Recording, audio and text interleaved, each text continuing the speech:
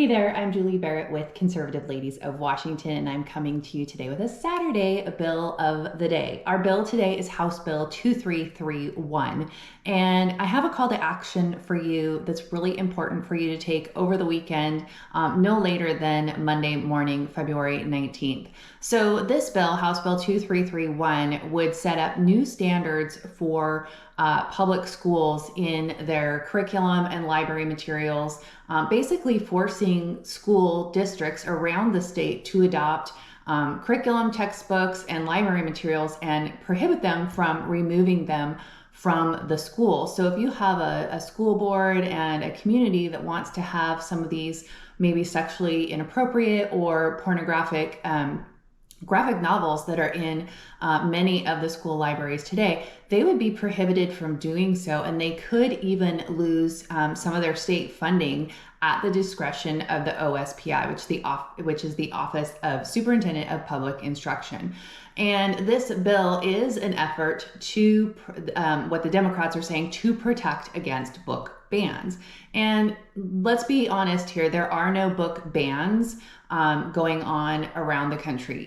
Parents, citizens can still get their hands on these books. They're not banned. They're available at Amazon, Barnes & Noble, in other places. But you have a lot of concerned citizens, especially parents, who don't want this inappropriate content in the public schools. You know, you've got the sexually inappropriate stuff. You've got these graphic novels that show sexual acts and displaying different types of sexual identities and how to have these different sexual acts and teaching kids how to masturbate. And it's really just inappropriate. And it's not the school's place to have these kinds of books in the library system and available to children whose parents may not want them to have access to this kind of inappropriate content. And so this bill, I believe they call it something like the Freedom to Read Act or something like that. So they're basically trying to prevent things that have been happening in places like Florida and other states where they are keeping this content out of the schools. Washington doesn't want that. They want this inappropriate content in schools. So there is an amendment that has been submitted by Senator Jim McCune. The Senate Early Learning and K-12 Education Committee is having an executive session on Monday. This bill passed the House, I think it was last week, and then it gets sent over to the Senate.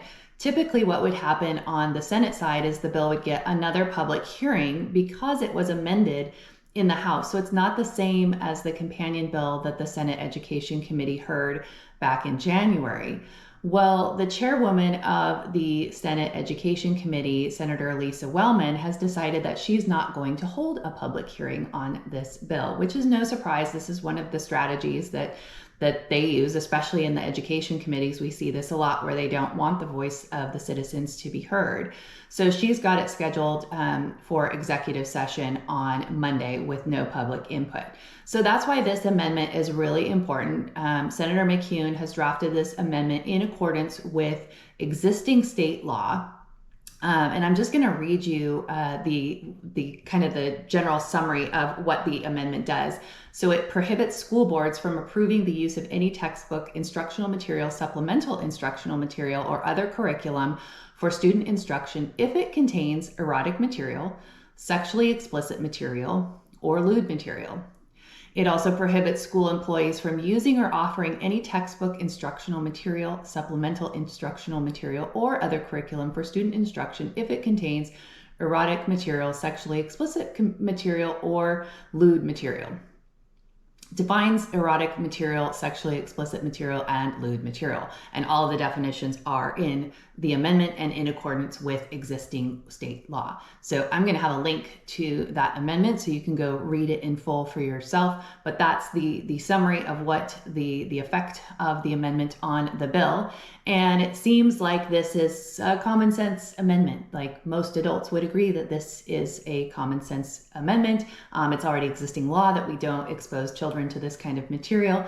And so it should be easily adopted. What we need is for you, the citizens, to send an email to the Senate Education Committee members, especially the chairwoman, asking for the adoption of this amendment. We need to put some public pressure on this committee to amend this bill to protect children from this graphic and inappropriate material. So I will have the call to action with all of the emails and everything you're going to need to take this call to action, as well as the bill itself and the amendment, so you can read all the details for yourself and then take action. I would really ask you to please share this with all of your circles, all of your friends, like-minded friends.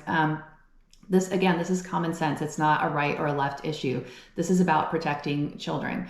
So we need all hands on deck for this. So please take action. Please share. If you are not already, please subscribe to our Substack. That's the fastest way to get our breaking alerts and updates and calls to action. And I would ask that you consider becoming a paid subscriber, which is the same as being a member of our organization. This is the best way that you can support the work that we do. You can also just send us a donation. You can make a one-time contribution, or you can set up a monthly contribution. Either way is extremely helpful to us, and we are very grateful for all the support that we get from citizens. We are able to do the work that we do because of citizens like you who appreciate what we're doing, and that allows us to continue. So thanks for watching. Thanks in advance for taking action, and I'll see you again next time.